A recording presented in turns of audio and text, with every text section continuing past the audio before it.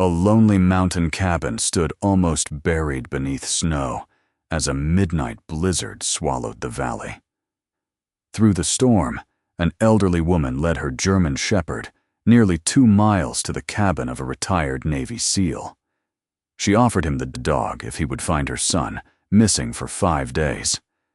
But the shepherd stepped back beside her, and that quiet refusal made the veteran look closer. The shepherd led him past the abandoned pickup to clues that several elderly homes were missing heating fuel. What had her son discovered about the missing fuel? And why did he vanish before telling anyone? Stay with this story to the end. Please like and subscribe for more journeys of loyalty and healing. The knock came at 11:47 p.m. 3 slow blows against Wade Carver's cabin door, followed by the faint scrape of claws across the porch boards. Wade looked up from the radio beside his stove.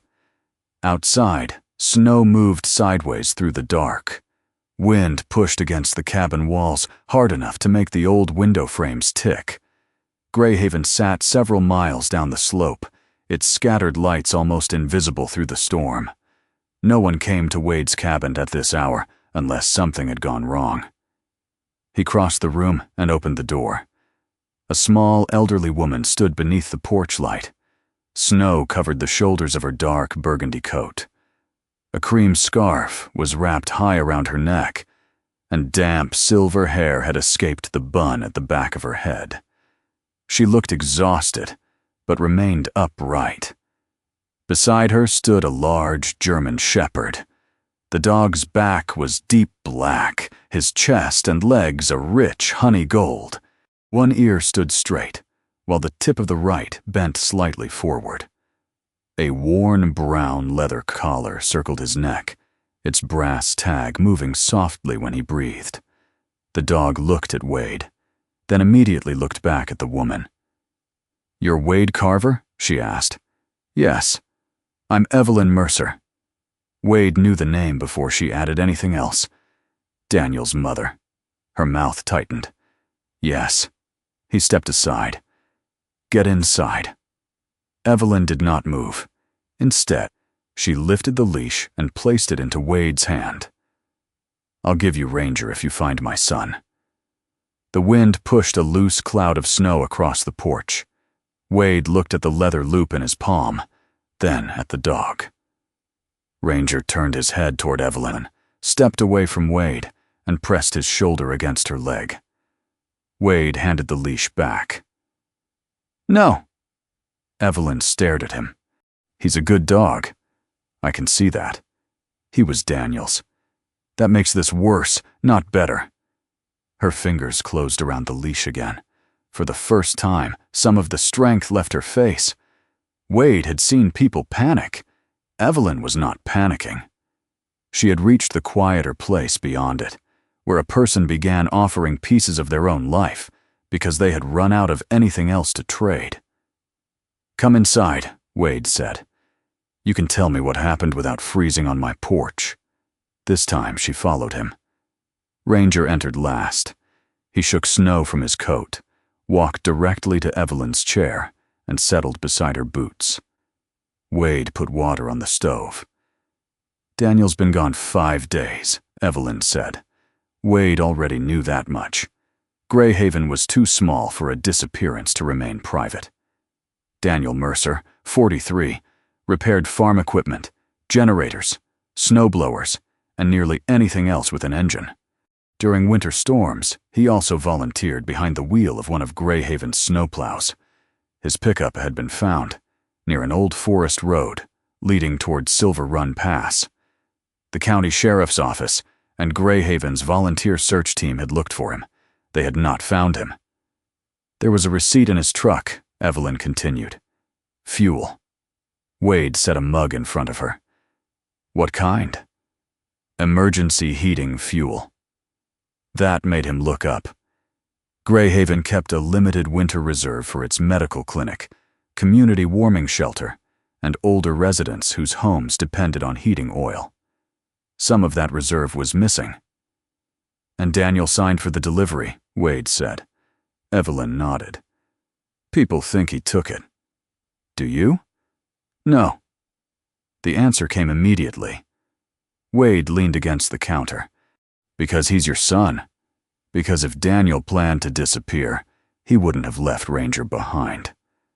At the sound of Daniel's name, Ranger lifted his head. He looked toward the front door, then stood.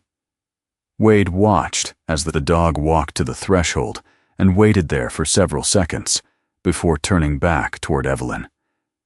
She rubbed one hand slowly over Ranger's neck. He does that every night. Wade said nothing.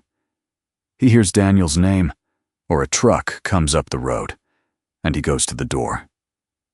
Ranger returned to her chair and sat. That small movement carried more weight than Wade expected. Evelyn looked down at the dog. My son fixed your generator last fall. Wade remembered Daniel showing up after a hard freeze, opening the machine under a work light, and refusing payment after 2 hours in the cold. He said you tried to pay him twice, Evelyn said. I did. He thought that was funny. A brief smile reached her face and disappeared. He told me you understood winter country. Said you noticed things most people walked past. Wade's thumb moved over the edge of the large black tactical watch on his left wrist. The gesture came before he could stop it. Evelyn continued. Daniel said once, if I ever get stuck out there, Carver will probably be the first man to look in the right direction. Wade stared into the stove flame. For half a second, another winter came back to him. Blowing snow. A younger man waiting for an answer. Wade giving one with more certainty than any man had the right to possess. He pushed the memory away. I can't promise I'll find him. Evelyn met his eyes. I didn't ask you to promise. Wade glanced at Ranger. No. You offered me your dog. A tired breath of laughter escaped her. It was the first ordinary sound she had made since arriving. Wade reached for his olive winter parka. I'll talk to Walter in the morning. I'll see what they already searched. Evelyn stood. That means you'll help? It means I'll look. For now, that was as close as Wade could come. The storm weakened before dawn.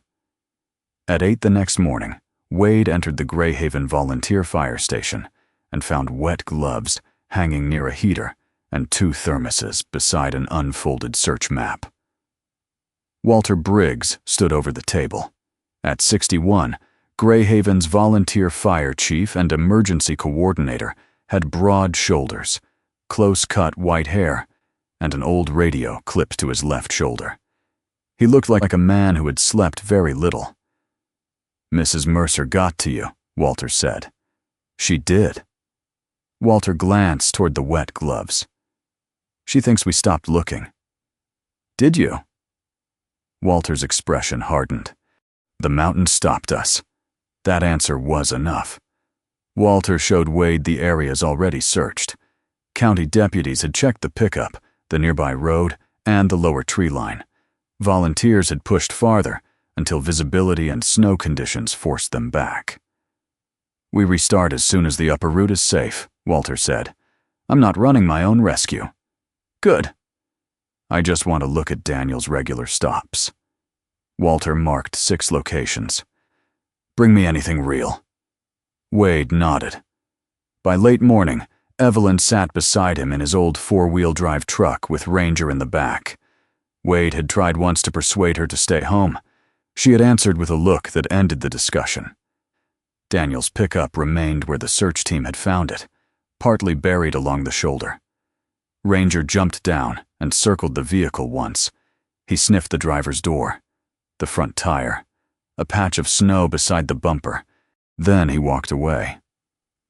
Wade watched. Ranger was not excited. He was not tracking in any trained sense. He simply seemed finished with the truck. The dog crossed toward the opposite side of the road. Ranger, Evelyn called. He stopped and looked back, then continued toward an old wooden bus shelter half buried beneath a drift. Daniel used to stop there when he drove the plow, Evelyn said. That mattered. Wade followed. Ranger sniffed the bench, then moved back to Evelyn when she struggled through the deeper snow. Wade brushed ice from beneath the seat. At first he found nothing. Then he noticed a strip of cloth caught between two warped boards.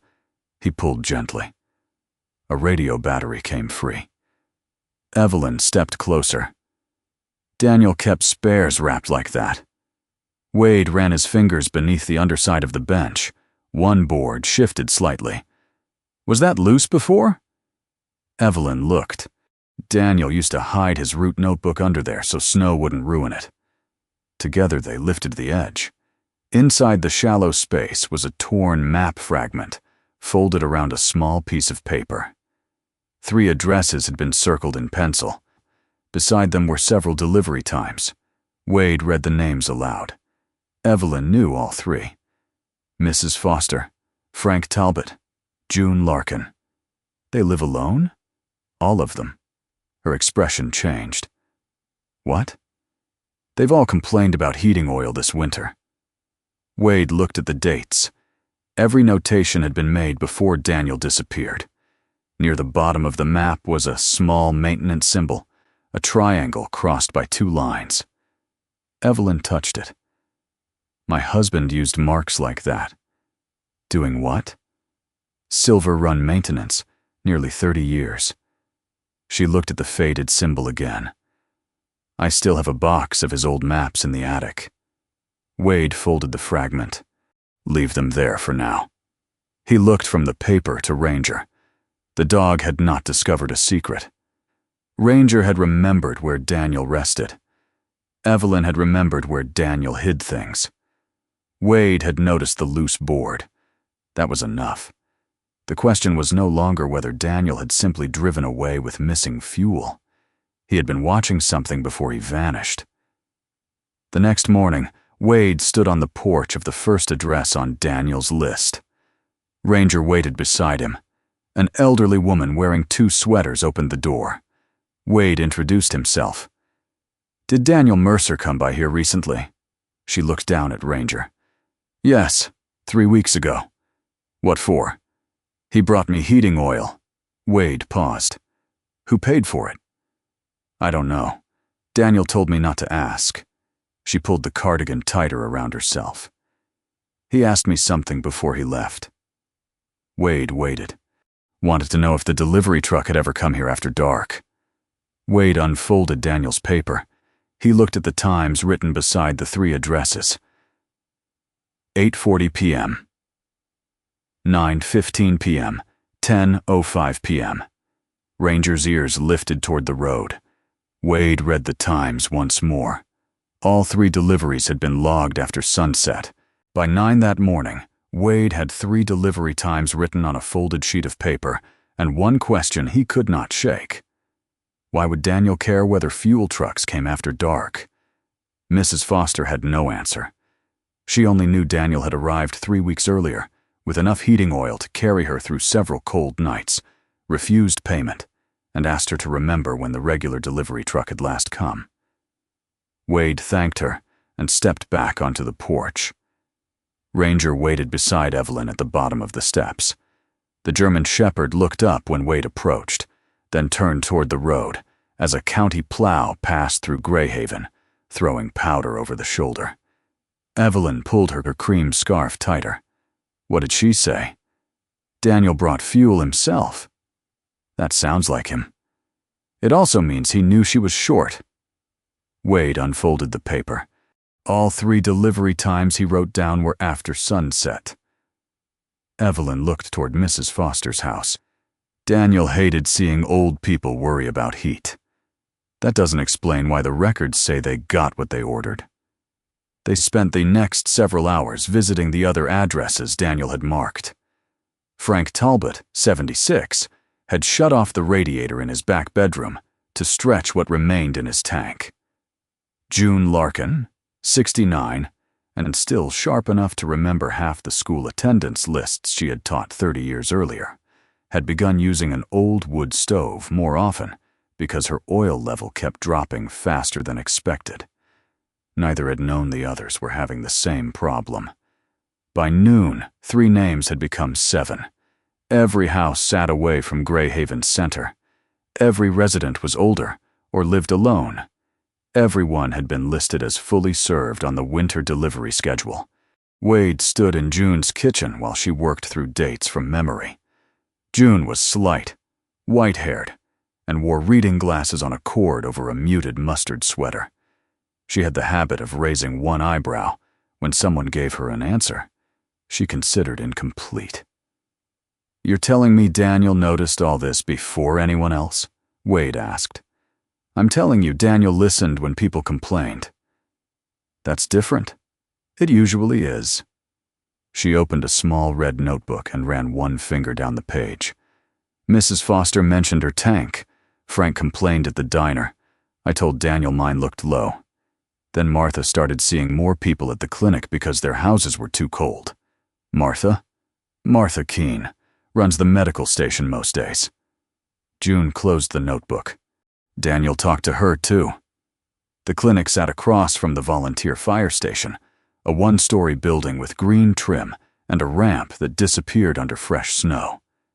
Wade found Martha Keene inside, checking a portable heater beside the waiting room. She was 63, with gray-brown hair cut at her chin, tortoiseshell glasses, and the direct manner of someone who had spent decades deciding what mattered before people finished explaining themselves. Walter Briggs was already there. He had brought copies of Grayhaven's emergency fuel sheets. Martha looked at Wade once, then at Evelyn and Ranger. "So now you're asking the same questions Daniel asked." "That depends," Wade said. "What did he ask?" Martha set the heater upright. "He asked whether I kept track of which patients were having trouble staying warm at home. Did you? I keep track of anything that puts them back in here." She pulled a teal clipboard from beneath a stack of forms. 7 addresses. The same 7. Wade felt the shape of the problem change. Daniel had not chosen those homes at random. He had built the list from people already feeling the effects. Martha tapped the page. "He didn't accuse anybody. That mattered to me. He just said, 'If some houses are colder than they should be, would you write down which ones?'" Walter looked at Wade.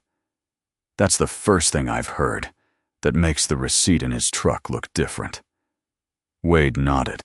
It did not clear Daniel, but it made the simple version harder to believe. They crossed to the fire station and spread the town's available records across a long folding table. Invoices, truck arrival sheets, emergency reserve logs, household delivery lists. The paperwork was not sophisticated. Grayhaven had never needed it to be. One truck came in. Another made smaller deliveries. Someone signed. Someone wrote down gallons. Winter kept moving.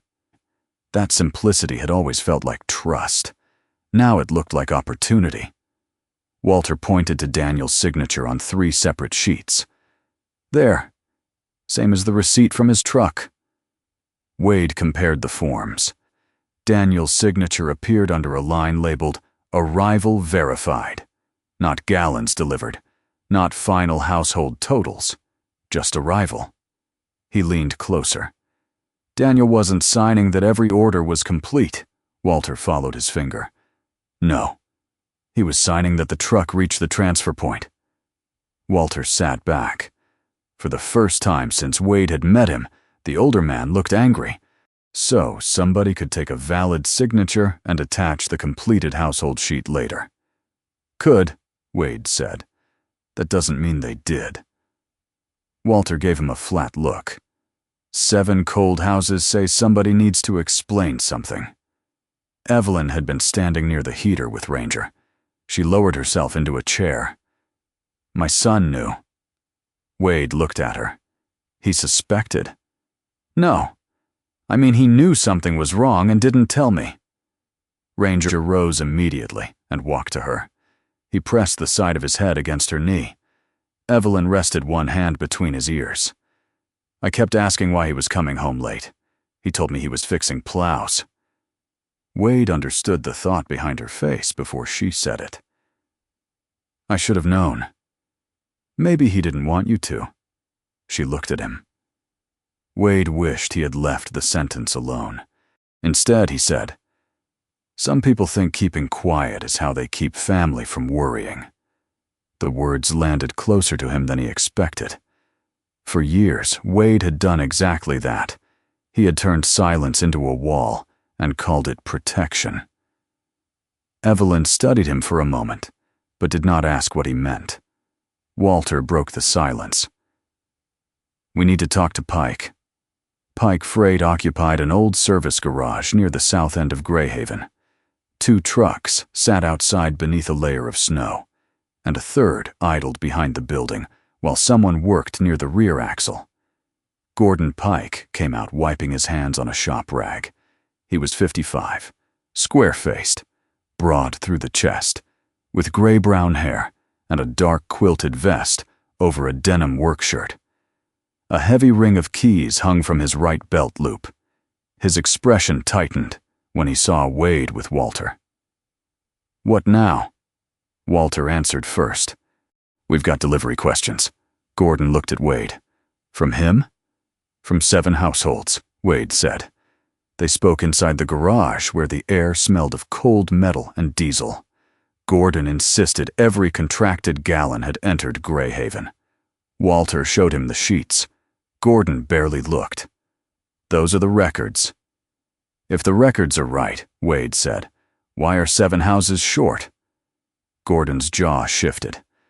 "People burn more fuel in bad weather." 7 people? It's winter.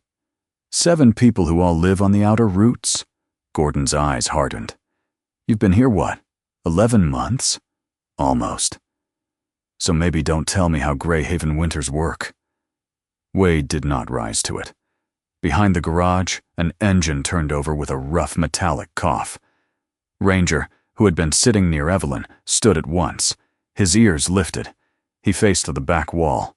No bark, no growl, just complete attention.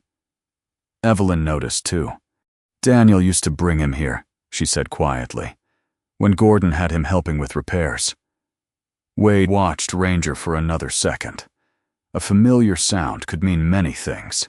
It was not evidence, but it was memory. Gordon followed their attention and frowned. "That truck's been here 10 years. Wade looked back at him. "Good to know." He let the subject go. That unsettled Gordon more than an accusation would have. As they turned to leave, Wade noticed a tan winter jacket hanging beside a metal locker. Owen was written inside the collar in black marker. "Your son work here?" Gordon's face changed slightly. "Owen helps when I need him." "Where is he?" "Out of town." "How long?" "Few days." Walter looked at Wade, but neither pushed further. That afternoon, June Larkin made the answer more complicated. Wade had returned to ask whether she remembered which vehicle Daniel had used when he brought her fuel. Ranger lay near the kitchen door, while Evelyn helped June move a box away from a drafty wall. June shook her head. "Didn't notice the truck." Then she stopped. "But Owen Pike was here." Wade looked up. "When?" 3 days ago. Gordon had said Owen had already left Grayhaven by then. What did he want? "One of my old topographic maps." "Why?" "He asked for Silver Run Pass." The room became still. June looked from Wade to Evelyn.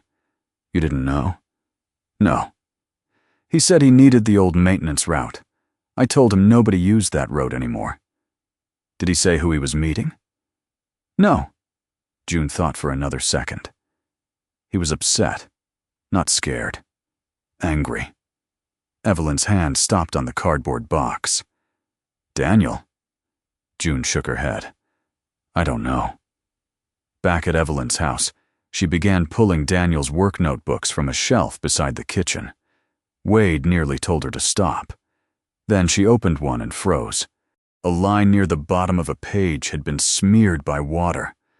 Only the beginning remained readable. Not taking it. Moving. The rest had dissolved into gray ink. Evelyn stared at the words. So he knew.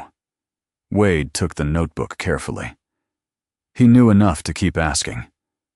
Moving it where? That's what we don't know. He closed the book.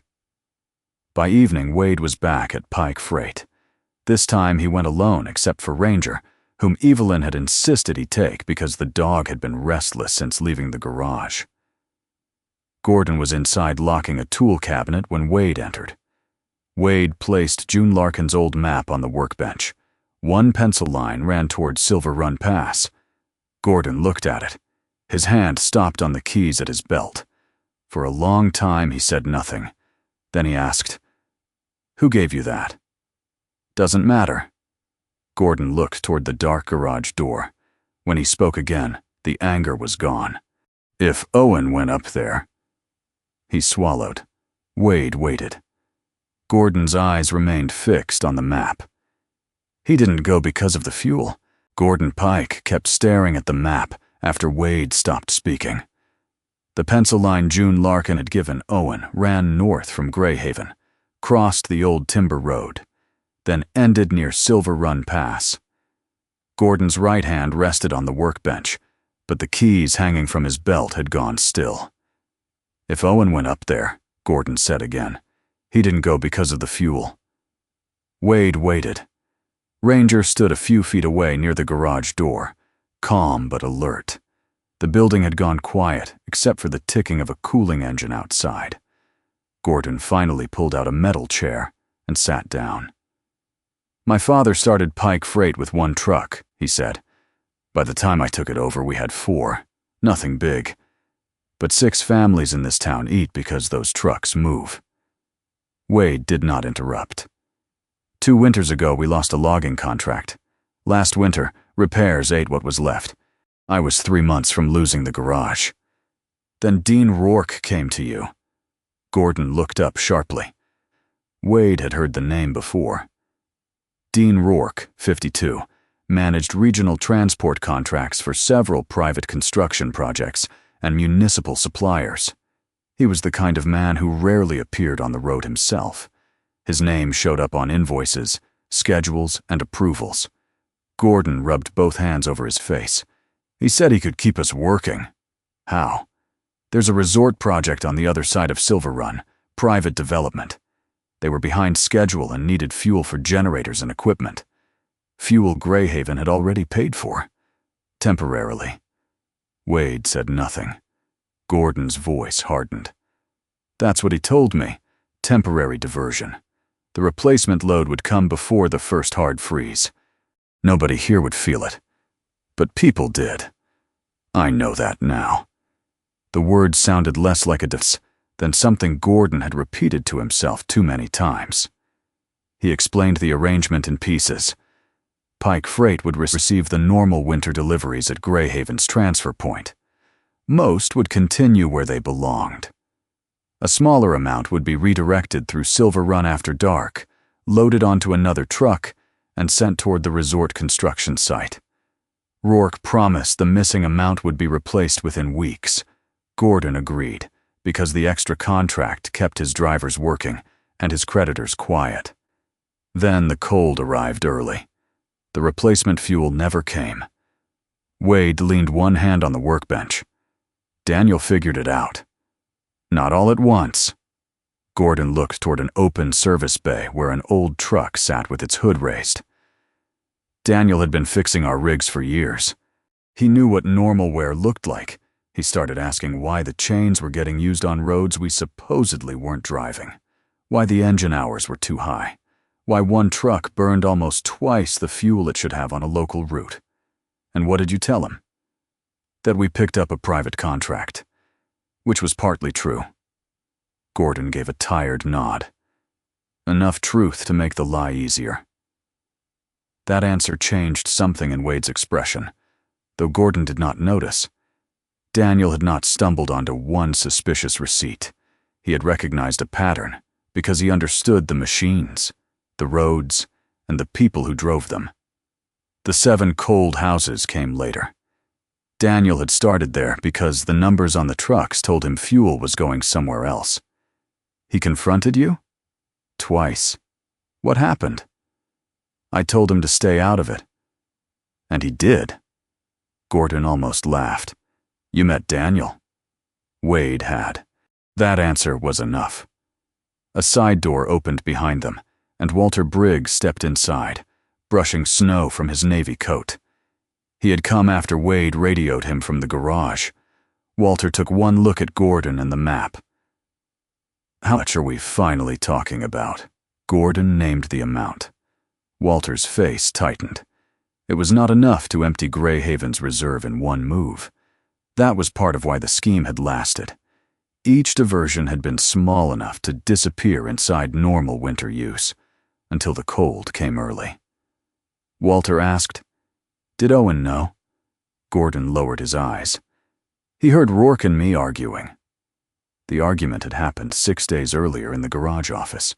Rourke wanted another load redirected. Gordon had refused at first because the reserve was already falling too fast. Owen had been in the service bay. He heard everything. "My boy grew up hearing me talk about the Pike name," Gordon said. "Told him a man's reputation was the one thing nobody could take if he didn't give it away." He looked at the keys on his belt. "Then he found out I'd sold mine by the gallon." Owen confronted his father that night. Gordon tried to explain the debt, the workers, the mortgage on the garage. Owen called every explanation what Gordon had been trying not to call it. An excuse. Then Owen went to Daniel. Walter folded his arms. "How do you know?" "Because I found the copy paper missing from the office, and 2 pages from my truck logs were gone." Wade looked at him. "Owen gave them to Daniel?" "I think so." "You think?" I didn't ask. There it was. Not the biggest lie. The most damaging silence. Ranger shifted closer as Gordon stood too quickly. "If I'd reported Owen missing, the sheriff would have asked where he went and why. Then Rourke's contract comes out. Pike Freight gets frozen. 6 drivers lose work. My house goes with the garage." Walter stared at him. "And your son?" Gordon turned away. "I thought he'd come back." The garage seemed smaller after that. Wade looked at the old brass key mixed among the newer ones on Gordon's belt. It had probably belonged to his father. A useless piece of metal Gordon still carried, because letting go of it felt like letting go of more than a lock. Outside, wind pushed loose snow across the lot. Gordon suddenly reached for his coat. "We're going up there," Walter stopped him with one sentence. "No, we're not." "My son is somewhere on Silver Run. We don't know that. We know enough. You know enough to get yourself stranded before dark." Gordon stepped toward Walter, but his anger swung toward Wade instead. "You spent 2 days asking questions while they could have been up there." Wade felt the old response rise immediately. "Move. Take control. Get ahead of everyone else." It came so naturally that for one moment, he could almost feel the weight of another winter years ago. Another man depending on him to choose fast and choose right. Gordon came closer. "You wanted a direction. You've got one." Ranger moved before Wade did.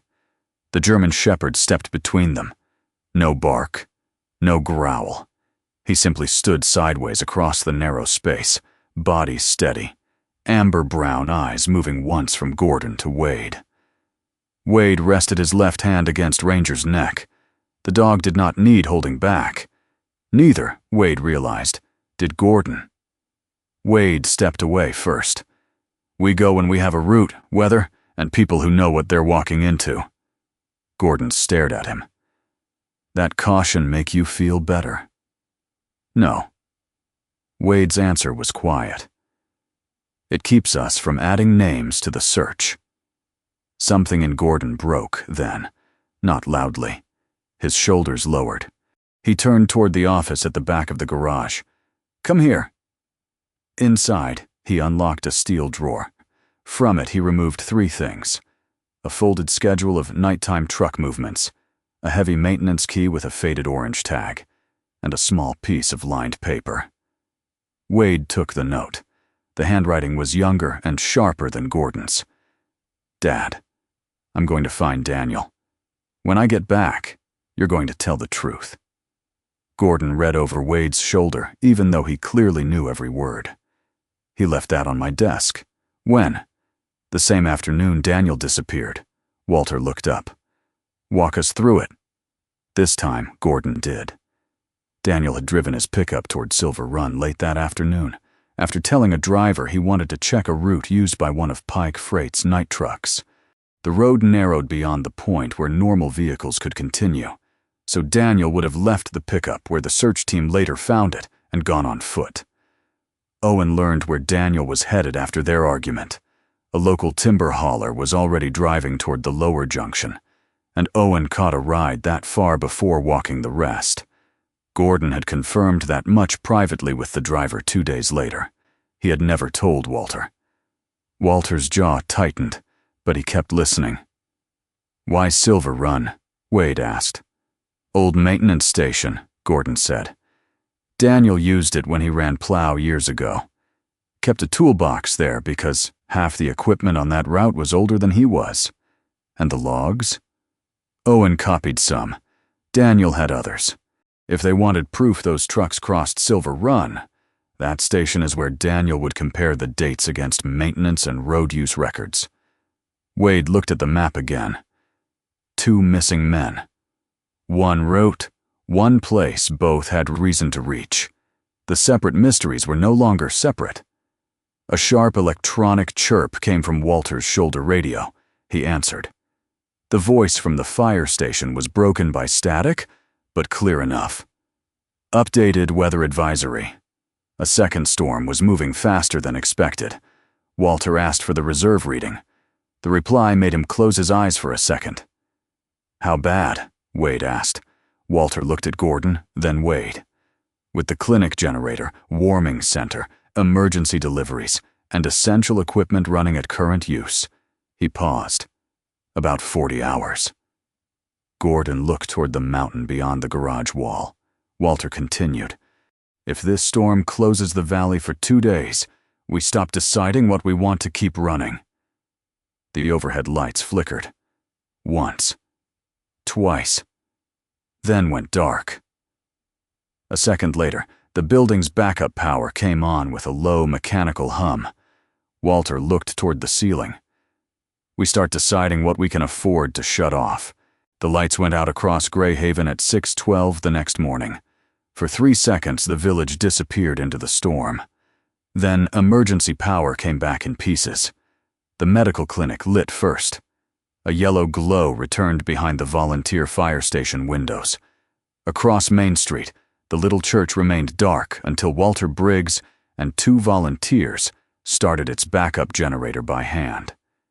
By 7, the church had become Grayhaven's warming center. The second storm had arrived faster than the forecast.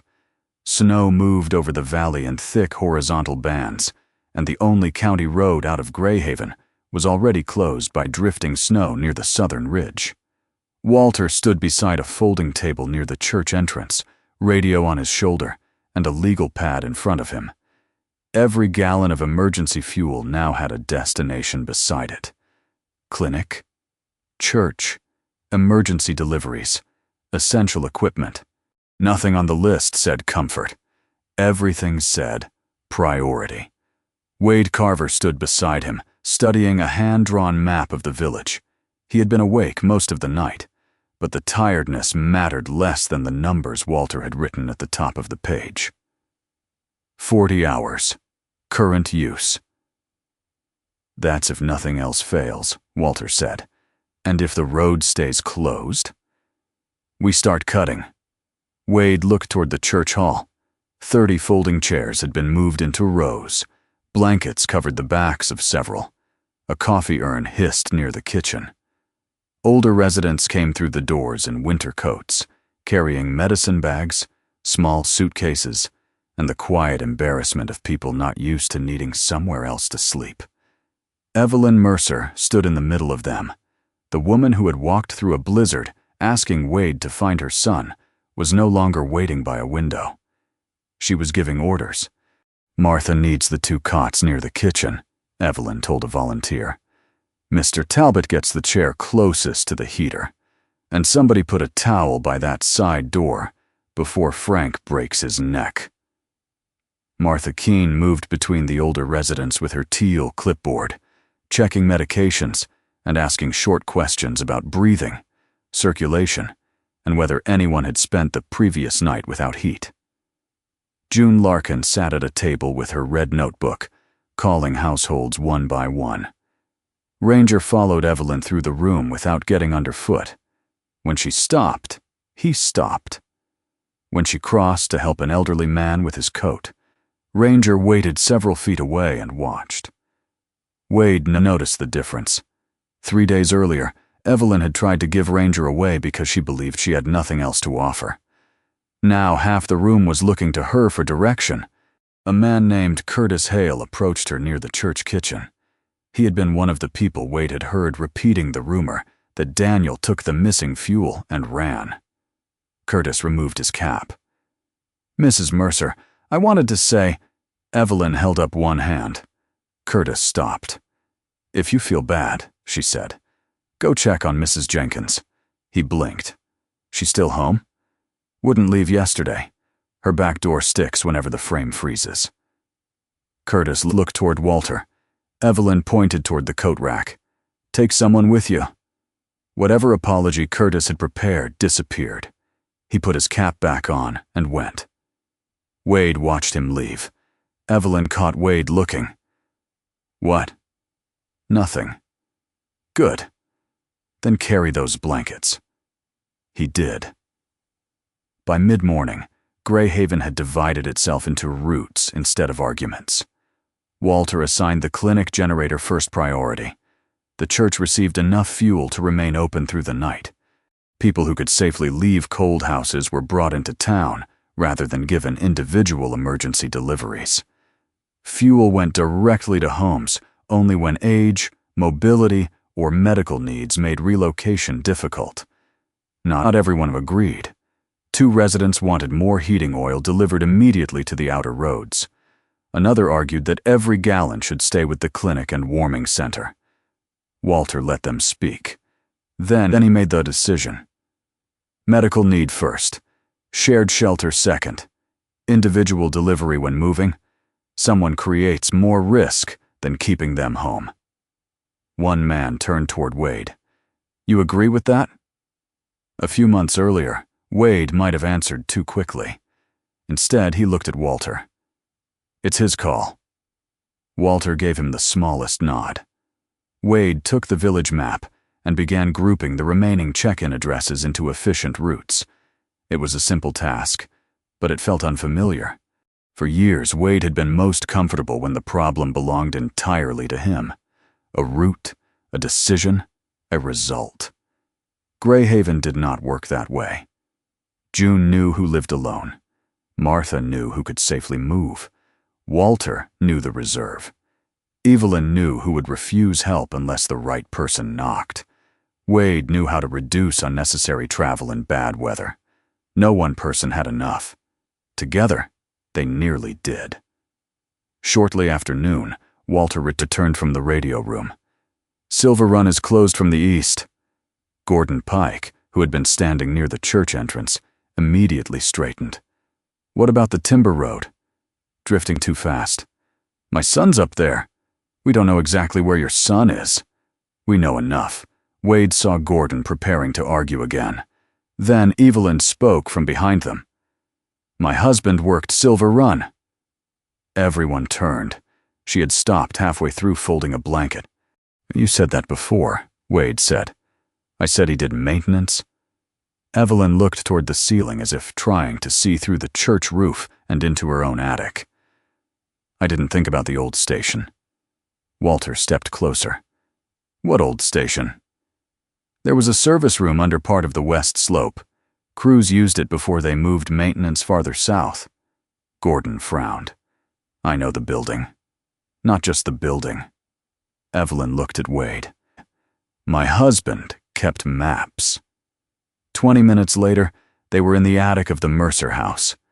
The storm pressed against the roof, while Wade held a flashlight, and Evelyn opened a cardboard box covered in decades of dust. Ranger remained at the bottom of the attic steps, unwilling to leave Evelyn completely, but too large for the narrow space. Inside the box were road maps, maintenance sheets, old inspection diagrams, and pencil notes written by Evelyn's late husband. Daniel had seen them as a boy. Evelyn remembered him sitting on the floor while his father explained which roads closed first and where crews could shelter if weather changed suddenly. Walter spread one faded sheet across a trunk. A service tunnel ran beneath part of Silver Run's western slope. 2 ventilation shafts rose from the old maintenance room.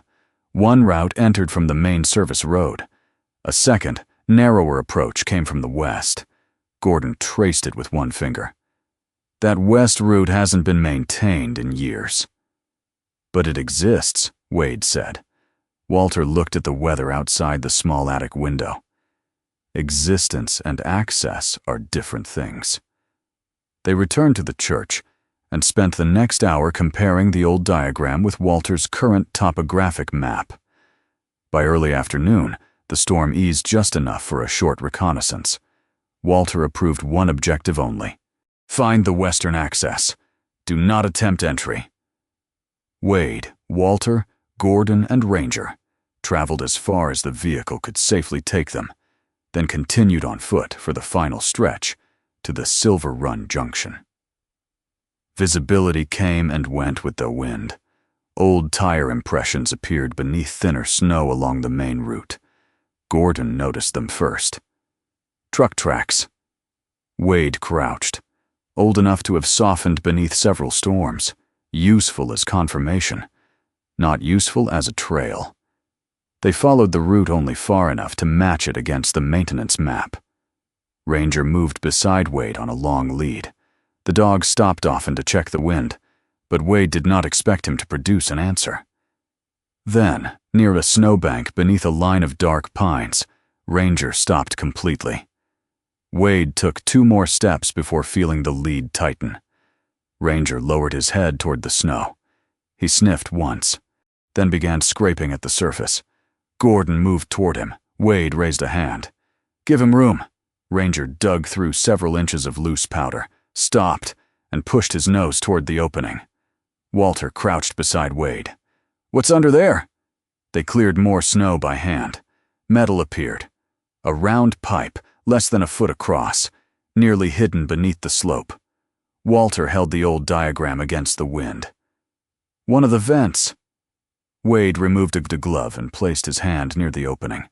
He felt it, a faint current, not warm in any ordinary sense, but warmer than the air around them. "There's airflow." Gordon dropped beside him. "From the station?" "Maybe." Ranger pressed closer to the opening. His right ear, the one with the bent tip, angled toward the pipe. Then something sounded from deep inside. A faint metallic knock. Everyone froze. They waited. Nothing. Gordon leaned closer. "Owen!" Walter caught his shoulder before he could shout into the pipe. Could be the metal shifting. Could be him. Could be. That was all Walter would give him. They marked the location and returned before the weather closed again. Evelyn was waiting inside the church when Wade came through the door. She looked at Ranger first, then Wade. "Did you find anything?" "A vent from the old maintenance system." Her hands tightened around the folded blanket she was carrying. Was it open? Air was moving through it. She waited. Wade knew the real question. "Do you think Daniel's alive?" Months ago, he would have protected himself with the truth, stripped of everything else. "I don't know." Instead, he gave her what he actually believed. "I think we have enough reason to keep going." Evelyn held his eyes, then nodded once. She did not ask for more. At the map table, Gordon studied the old maintenance diagram again. He placed one finger on the ventilation shaft Ranger had found. "If they made it to the main service room, this doesn't get us inside." Walter leaned over the map. "What does?" Gordon moved his finger west, following a faded line through the slope. "This," Wade looked at the route. Walter did too. Outside the church windows, snow was already covering the tracks from their return. "How long since anyone used it?" Walter asked. Gordon stared at the old line. "Close to 20 years. By first light, Grayhaven's main road was still buried, but the western maintenance route to Silver Run had become the only line on Walter Briggs's map that still mattered." The snowplow groaned uphill beneath a gray sky. Hank Dwyer sat behind the wheel, broad hands steady on the controls, a dented steel thermos wedged beside his seat. At 57, Hank had spent more winters behind plow glass than most people in Grayhaven had spent driving ordinary roads. He spoke little, but when he did, Walter listened. Wade sat beside him. Behind them, Walter, Gordon, and Ranger rode in the enclosed rear section with shovels, rope, emergency blankets, radios, and enough food and water for a long day. Nobody called it a rescue yet, not until they knew where Daniel and Owen were. Hank kept the plow slow. "This road used to have drainage cuts every 100 yards, he said. "Most of them are buried now. Push too hard and we could lose the shoulder." Gordon leaned forward from the back. "How much farther?" "Far as the machine can go." "That wasn't my question." Hank did not look at him. "It's the answer you're getting." Wade almost smiled. The route narrowed beyond an old stand of firs. Snow had drifted waist-high along one side, and fallen branches scraped the roof. Then the plow stopped. A pine had come down across the road, thick enough that moving it would take longer than going around on foot. Walter checked the map. From here, maybe 1.25 miles to the west access. Gordon was already reaching for the door. Wade caught his eye. "We stay together." Gordon nodded once impatiently. They continued on foot. Ranger wore an olive harness over his black and honey coat.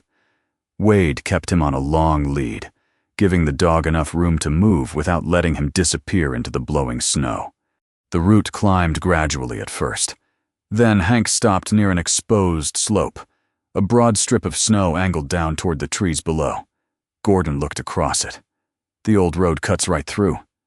Hank crouched and studied the surface. "Old road does." "You said we're close." "We are." "Then we cross." Hank stood. "No." Gordon stared at him. "That's 20 minutes instead of another hour around. That slope loaded overnight." "It looks fine." Hank's expression remained flat. "Snow usually does." Gordon turned toward Wade. "My son could be less than 1 mile from us."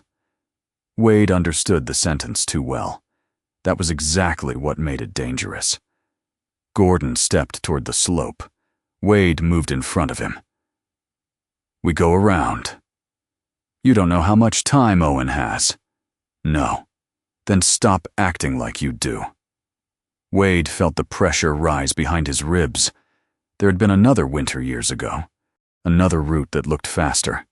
Another young man waiting for Wade to decide whether caution was weakness or leadership. He had chosen speed. For a long time afterward, he told himself the weather had changed too quickly. That was true. It was also not the whole truth. Wade met Gordon's eyes. "I once had a younger man under me who needed me to make the right call." Gordon said nothing. "I thought moving faster meant caring more. Thought if I pushed hard enough, I could control the outcome." The wind lifted loose powder between them. "I was wrong." Gordon looked toward the slope. Wade continued. "I used to think speed and determination could replace a good decision." He shook his head. "They can't." Hank was already turning toward the longer route. Walter followed.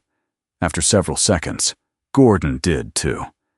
No one discussed it again. They reached the old maintenance area 45 minutes later. At first, Wade saw nothing but trees, wind-packed snow, and a low concrete wall almost level with the hillside. Hank recognized the structure. "Auxiliary shelter." The outer door had rotted away years earlier, but enough of the overhang remained to keep the interior from filling completely with snow. Walter swept his flashlight inside. A wooden shelf, a rusted fuel can, old reflective signs, and something newer. A plastic water bottle lay on its side near the wall. Gordon pushed forward. "Owen!" Walter raised a hand. "Look first." Wade crouched beside the bottle. The label was recent. So was the dirt around it, not frozen into place. Hank checked the small heater vent in the wall. "This connects to the main station line." A single work glove lay beneath the shelf, forest green stitching at the wrist. Gordon picked it up. His face changed immediately. "Owen's." Ranger moved closer. He sniffed the glove once, then again, more carefully. His tail stayed low. Then he turned toward a metal toolbox built into the far wall. The lid stood partly open. Wade followed. Several tools were missing. A wrench, pliers, a screwdriver. On top of the box lay a scrap of paper with handwritten times. 6:10, 8:30, 11:04, 2:15, 5:4. Hank took one look. "Heater checks." "How do you know?" Walter asked. "Old diesel unit in the main room needs watching. Run it too hot, you waste fuel. Run it too low, it gums up." Wade looked at the intervals. Daniel had not been waiting helplessly. He had been managing something, keeping it running, keeping someone warm. Walter checked the old shelter inventory. There used to be emergency stores in the main station. Hank nodded. Blankets, water, canned food. Nothing fancy.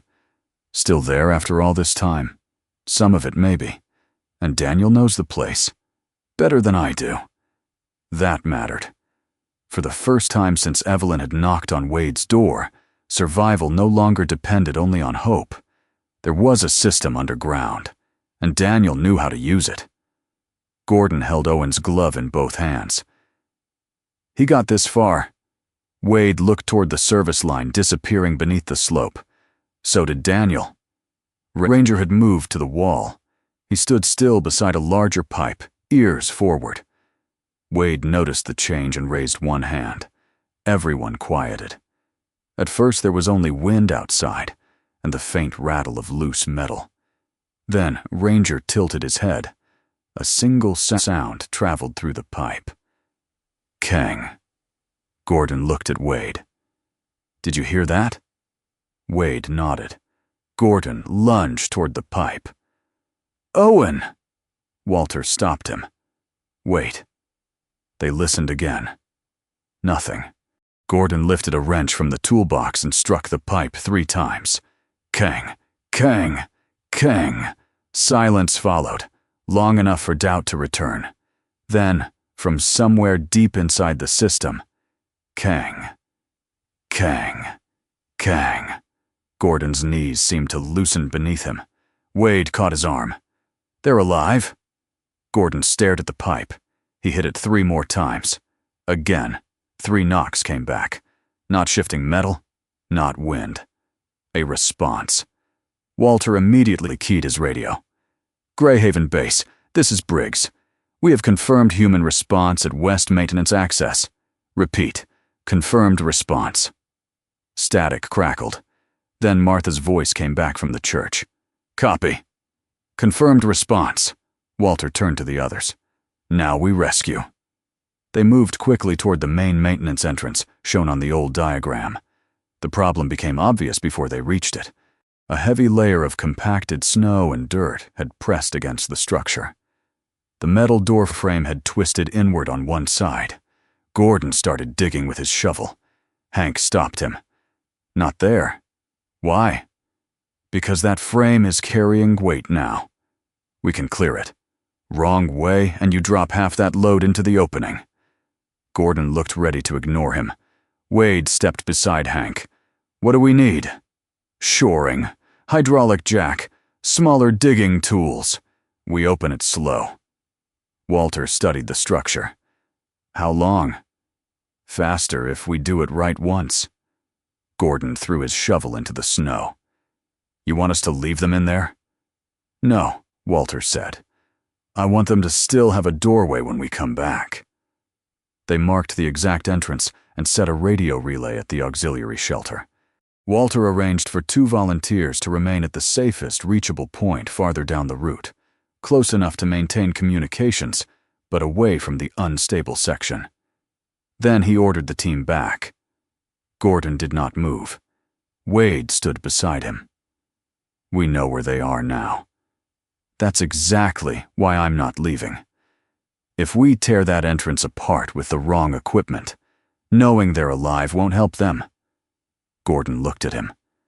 Wade could see the same thought he had carried for years. "If I leave, I failed." He spoke quietly. "Knowing they're alive doesn't give us the right to turn 4 people into 6 people trapped up here." Gordon looked back at the hillside, then at Owen's glove in his hand. Finally, he nodded. This time, he followed. By late afternoon, the team reached Pike Freight to collect the hydraulic jack, shoring timber, medical supplies, and a collapsible stretcher. The garage door was already open. A dark vehicle sat outside. Dean Rourke stood beside Gordon's workbench. He was taller than Wade expected, dressed in a charcoal winter coat too clean for the garage floor. His gray-black hair was combed neatly to one side. A gunmetal pen rested between 2 fingers. His eyes moved from Gordon to Walter, then to the equipment they were carrying. "So it's true," he said. Gordon stopped. Dean rolled the pen once across his knuckles. "If you continue with this, county investigators will go through every Pike Freight ledger." Gordon said nothing. "They'll freeze the contract. They'll audit the company. You could lose everything your father built." For a moment, the only sound was the heater running in the corner. Gordon looked through the open garage door toward Silver Run, then down at Owen's glove. "I almost lost my son." Dean's expression did not change. Gordon finally looked back at him. "The company can wait. The company can wait." Gordon Pike's words settled across the garage. Dean Rourke stopped turning the gunmetal pen between his fingers. For the first time since Wade Carver had seen him, the regional contract manager looked less certain of the room. "You understand what you're saying?" Dean asked. Gordon still held Owen's green-stitched glove in one hand. "I understand exactly what I should have said 5 days ago." Dean glanced toward Walter Briggs and the rescue equipment stacked near the open bay. Hydraulic jack, shoring timber, compact digging tools, medical bags, and a collapsible stretcher. "This was a temporary adjustment in the supply chain," he said. "Nothing more." Wade looked through the garage opening. Farther down the road, light showed through the windows of Grayhaven's church. Older residents were still sleeping there on folding cots, because some homes did not have enough heat. "Temporary for who?" Wade asked. Dean's eyes moved toward him. Wade did not wait for an answer. Walter checked his watch. "We have 2 men alive in that mountain. This conversation can continue after they're out." Gordon pulled the heavy Pike Freight key ring from his belt. The old brass key that had belonged to his father hung among the newer ones. He removed the snowplow key and placed it in Hank Dwyer's palm. Then Gordon set the entire ring on the workbench in front of Dean. "If the county wants the books, they get the books." Dean looked down at the keys. Gordon picked up the shoring timber. "Check everything." That was the end of the argument. Within 20 minutes, the rescue team was moving towards Silver Run again. Hank drove. Walter coordinated by radio. Wade reviewed the old maintenance diagram beside him, while Gordon sat behind them with the tools he knew best. Ranger rode quietly at Wade's feet.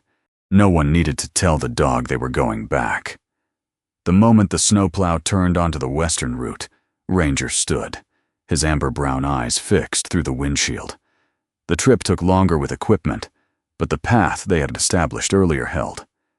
At the safe staging point, 2 Grayhaven volunteers were waiting with the radio relay Walter had ordered left behind. "Still getting knocks?" Walter asked. "One said about 20 minutes ago," one man said. "We answered 3. Got 3 back." Gordon closed his eyes briefly. Then he started unloading. The rescue did not look heroic. It looked slow. Hank examined the pressure around the twisted entrance before anyone touched it. Walter kept the number of people near the structure low. Gordon showed them where the old hinges and support frame should sit behind the packed snow. Wade worked in the narrow area closest to the opening, clearing only where Hank directed. Every few minutes they stopped, listened, checked the frame, started again. Gordon hated every pause. Wade could see it in the way he gripped the shovel. But Gordon no longer argued. After nearly an hour, the upper edge of the steel doorway appeared. One side had bent inward under pressure from snow and soil. Hank positioned the jack and shoring so the load would not shift suddenly. The opening widened by inches. Then a voice came through. Faint. Rough. "Hello?" Every man stopped. Gordon took one step forward. "Owen?" The answer was too weak to make out. Ranger pulled against the lid. Not violently, just with sudden purpose. Wade shortened the leash. "Not yet." Ranger looked back at him. Wade kept one hand against the dog's harness, while Walter crouched beside the opening and called inside. "This is Walter Briggs. Grayhaven Rescue. We're opening the entrance. Stay where you are." A clearer voice came back. "Daniel Mercer." Gordon turned away and covered his mouth with one hand. Walter looked at Hank. "Structure?" Hank checked the shoring once more. "Give me another foot." They did. When the gap was finally wide enough for a person to pass safely, Walter went first, far enough to inspect the interior. He looked back. Stable. Wade released Ranger. "Go." The German Shepherd disappeared through the opening. Wade followed. The service passage was cold, but noticeably warmer than the storm outside. Old concrete walls led into a maintenance room where a small diesel heater clicked unevenly near one wall. Daniel Mercer sat beside it. He looked thinner than Wade remembered. His face was tired, beard grown out, clothes layered beneath his rust-brown work jacket. But his eyes were clear. Ranger stopped several feet away. For 1 second, the dog simply stared. Daniel's expression folded. "Ranger." That was enough. The German Shepherd rushed forward and pressed his head and shoulders against Daniel's chest. Daniel wrapped both arms around his neck. Ranger made a low sound deep in his throat and pushed closer. Daniel shut his eyes. "I knew Mom wouldn't leave you home." Wade looked away for a moment. Not because the reunion was difficult to watch, because it was too easy to understand. A second man lay near the heater on a bed, made from old emergency blankets. Owen Pike was pale and exhausted, but awake. His dirty blonde hair had fallen across his forehead, and his right leg was supported with a simple splint Daniel had made from maintenance material. Walter entered with the medical bag. "Owen?" The younger man managed a tired smile. "Took you long enough." Gordon heard him from the passage. He stopped at the doorway. Owen's smile disappeared. Neither moved toward the other. Walter checked Owen while Wade gave Daniel water in small amounts. "Leg?" Walter asked. "Bad sprain," Daniel said. "Maybe worse, but nothing changed shape. I kept him off it." Owen added, "He also wouldn't stop checking the heater every 3 hours. Because you kept trying to turn it higher. I was cold. You were wasting fuel." For the first time in days, Gordon laughed. It lasted only a second, but everyone heard it. The old station had done what Daniel needed it to do. Thick walls held enough warmth to keep the room survivable. Emergency blankets remained in sealed storage. A few bottles of water and canned food had survived in a maintenance cabinet. Daniel rationed both and melted clean snow when needed. The heater had been the difference. So had Daniel knowing how to keep it alive. Walter finished examining Owen. Exhausted, dehydrated. Leg needs a proper look, but he's stable. Gordon finally stepped inside. Owen watched him. Gordon looked at the improvised splint, then at his son's face. I lied. Owen's voice was quiet. I know. I told myself I was saving the business. Owen said nothing. Then I told myself I was saving the people who worked for me. Still nothing. Gordon swallowed. I won't do it again. Owen looked at him for several seconds. He did not forgive him. He did not turn away either. Ranger left Daniel and walked to Owen's blanket. The dog lay beside him, his shoulder touching Owen's good leg. Owen rested a hand on Ranger's neck. Only then did Gordon sit down. Wade turned to Daniel. What happened up here? Daniel glanced toward the metal toolbox near the wall. Inside were copied truck logs, maintenance records, and several fuel transfer dates. I knew the trucks were crossing Silver Run, he said. I needed the last set of road use records to prove when. Owen brought the other copies? Daniel nodded. He found me here. Owen looked toward his father. I heard Dad and Rourke arguing. Daniel continued. The missing fuel wasn't random. The outer houses got cut first. Why them? Wade asked. Because nobody expected them to compare notes. His voice sharpened despite the exhaustion. Older people. People alone. People who'd assumed they used more than they remembered. A little less here. A little less there. Wade thought of Mrs. Foster wearing 2 sweaters. Frank Talbot shutting off a bedroom. June Larkin feeding an old wood stove. Daniel looked toward Gordon. I wasn't trying to destroy Pike Freight.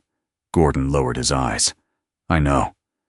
I was trying to stop people from freezing so somebody else could finish a resort on schedule. Daniel explained the rest. He and Owen planned to return with the records before the weather changed. The storm reached Silver Run sooner than expected. On the way down, Owen slipped on the buried edge of the service path and badly twisted his leg. During the first few hours, Daniel still could have left alone. He stayed. I could have walked back and proved I didn't take anything, Daniel said. He looked at Owen. But I would have had to leave him here to do it. No one answered. There was nothing to improve in that sentence. The man Grayhaven had begun calling a thief had spent 5 days unable to defend his own name because he refused to leave someone else behind. Walter packed the documents into a weatherproof evidence pouch. From here, County handles the audit. Daniel nodded. Good. The evacuation took time. Owen went out on the stretcher. Daniel walked slowly with assistance. Ranger refused to move more than a few feet from Daniel until they reached the snowplow. Walter radioed Grayhaven as soon as everyone was secure. 2 located, both alive, both stable. Returning now. The response from the church came through several voices at once before Martha restored order on the radio. By the time they reached the village, the county sheriff's office had been notified. Walter had already arranged for the truck logs, invoices, Daniel's records, Gordon's statement, Owen's statement, and the list of shorted households to be preserved for investigators. Dean Rourke's authority over the Grayhaven contract was suspended pending review. The county ordered an immediate inventory of the remaining reserve. Emergency management placed Grayhaven at the top of the list for replacement fuel once the southern road reopened. No one called that justice yet. It was only the beginning of accountability. The snowplow turned onto Main Street. People were already outside the church. Evelyn stood at the front. Daniel stepped down slowly. For a moment, mother and son simply looked at each other. Then Evelyn crossed the distance. Ranger ran between them, circling once before pressing himself against both. Wade remained near the snowplow. Walter was beside the radio. Hank was shutting down the engine. Gordon stood near Owen's stretcher. Martha was already moving forward to check both men. June held the church door open. Wade looked at all of them. Years earlier, He had believed bringing someone home proved whether a leader had been strong enough, fast enough, good enough. Daniel had come home because no single person had been enough. Evelyn had remembered the maps. Walter had organized the village. Hank had understood the mountain. Gordon had finally told the truth. Daniel had kept Owen alive. Ranger had stayed where he was needed. Wade had only carried his part. For the first time, that did not feel like less. 3 weeks after Daniel Mercer came home, snow still covered Grayhaven from porch steps to fence lines, but the village no longer felt frozen in place. The county road had reopened. Replacement fuel had arrived. The warming center at the church was closed, except for emergencies. At the clinic, Martha Keene had stopped sleeping in the back office, and Walter Briggs had finally removed the words 40 hours from the board at the fire station. Daniel spent most mornings at his mother's house, recovering strength slowly. Evelyn treated recovery as if it were a job she had been waiting 72 years to perform. She cooked too much. She adjusted the blanket on Daniel's chair even when he said he was warm. She placed another log in the stove every time he looked toward it. One afternoon, Daniel watched her carry a bowl of soup across the room and finally said, "Mom, if you feed me again, I'm going to need Pike Freight to haul me out of here." Evelyn set the bowl in front of him. "You were underground for 5 days. I've been home for 3 weeks. Same winter." Ranger was asleep near the stove, his blackened honey coat catching the orange light. Daniel looked at the dog, then at his mother. "Did you really try to give him away?" Evelyn stopped. "Wade told you?" Ranger did. She frowned. Daniel smiled. "He keeps looking at Carver's Road every time somebody opens the front door." Evelyn glanced at Ranger. "I would have given away anything if it brought you home." Daniel leaned back carefully. Good thing Ranger didn't get a vote. At the sound of his name, Ranger lifted his head. Evelyn pointed at him. "Don't look so pleased with yourself." Ranger lowered his head again. Daniel laughed. It was a small sound, but Evelyn stood still for a moment and listened to it. Grayhaven did not repair Daniel's name with a public ceremony. There was no speech, no banner. People came one at a time. Curtis Hale cleared snow from Evelyn's front walk before sunrise and left without knocking. Frank Talbot brought a bundle of split wood, even though Daniel knew Frank should not have been lifting it. Someone repaired the loose hinge on Evelyn's back gate. Someone else left 2 jars of preserved peaches on the porch with no note. A few people apologized directly, others could not. Daniel accepted both. "I don't need everybody to explain themselves," he told Wade one morning at the workshop. "I just need them to pay attention next time." Daniel had started returning to work for a few hours each day. He moved slower than before, but the old gray toolbox was open on the bench again. Ranger lay near the heater while Daniel worked on a snowblower carburetor. Wade stood nearby, holding a replacement fuel line. "You sure you should be doing this yet?" Daniel looked at him. "You sound like my mother." "That bad?" "Worse. She brings food." Wade handed him the line. Outside the workshop, Grayhaven was changing in less visible ways. Walter had called a meeting at the fire station. Not about blame, about process. By the end of the week, the village approved a winter fuel cooperative. Every incoming delivery now required 2 signatures from 2 different people. Household totals were posted on a public board and entered into a shared ledger. The clinic kept its own emergency reserve. The warming center kept another. June Larkin managed a rotating telephone list for older residents who lived alone. Martha marked homes where medical needs made loss of heat more dangerous. Walter coordinated emergency routes and backup generators. No single contractor would handle receiving, storage, and final delivery again. At the first meeting, someone asked whether all that paperwork was really necessary in a village this small. June raised one eyebrow. "That was our argument last time." Nobody asked twice. Pike Freight survived, though not unchanged. The county audit continued. Gordon Pike sold one of the older trucks and used part of the money to cover immediate financial obligations, while the contract remained under review. For years, the large ring of company keys had hung from his belt. Now, only a few remained there.